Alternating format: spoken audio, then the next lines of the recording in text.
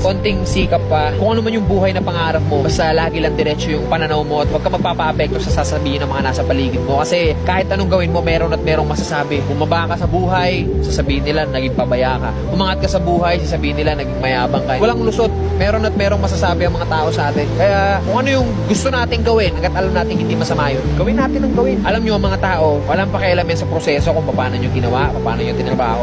Mukhang ewan ka talaga para sa mga yan sa umpisa. Ang gustong makita lang ng mga tao palagi, yung finished product. Ano yung narating mo dyan. As long as di mo napapabayaan yung pamilya mo, yung sarili mo, sa kung ano man yung tinatahak mo, banat lang.